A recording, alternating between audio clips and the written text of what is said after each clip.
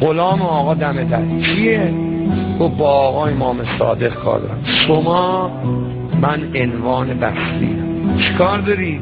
میخوام آقا رو زیارت کنم.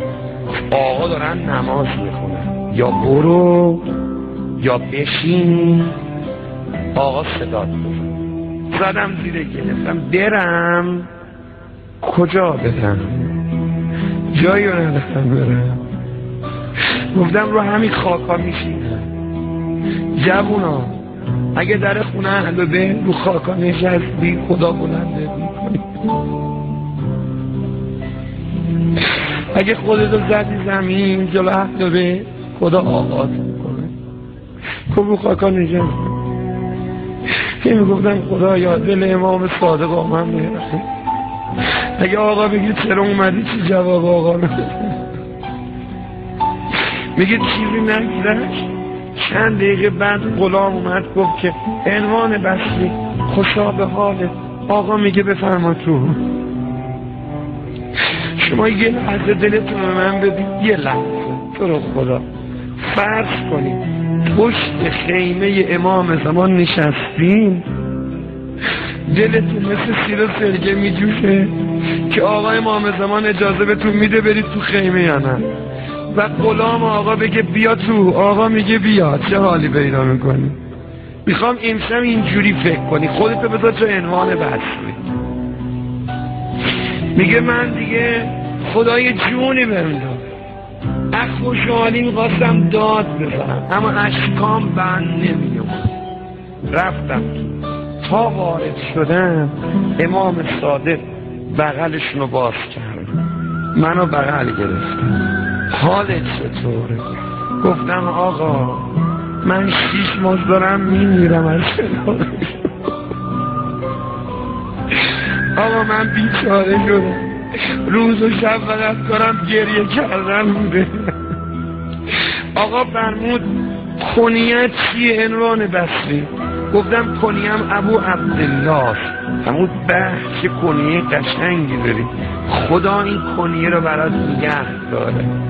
به ابو عبدالله بنده خدا. گفتم آقا چرا منو گفتی برو؟ چرا منو به این روز انداختی؟ جوونای یزدی قربون اشکای چشمتون برم. این گریه که امشب تو داری میکنی من میدونم تو دلت چه خبره. تو میخوای بگه امام زمان منم راه بده.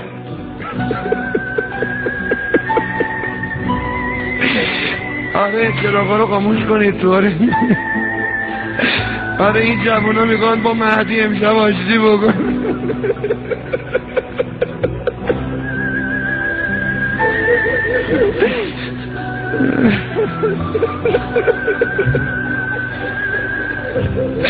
آقا 6 ماه منو بیچاره کردین، منو محرومم کردین. آقا فرمود عنوان بسری تقصیر ما نیست، تقصیر خودتونه. اگه با مایی پس با دشمنان ما چی کار میکنی؟ اگه با مایی پس در خونه دشمن ما چرا میری؟ یه رنگ باش، یه جور باش. حالا فرض کنید امشب امام زمان بیاد تو مجلس، ما هم بگیم بزن فاطمه، یه عمر داریم بگیم یا ابن الحسن. چرا جوابمونو نمیدین؟ چرا قلبمون نمیگذارین؟ آقا جوابشون جواب جدشونه، اوشون هم مثل امام صادق میفرماد اگه با مایی پس در خونه دشمنان ما چی کار میکنی؟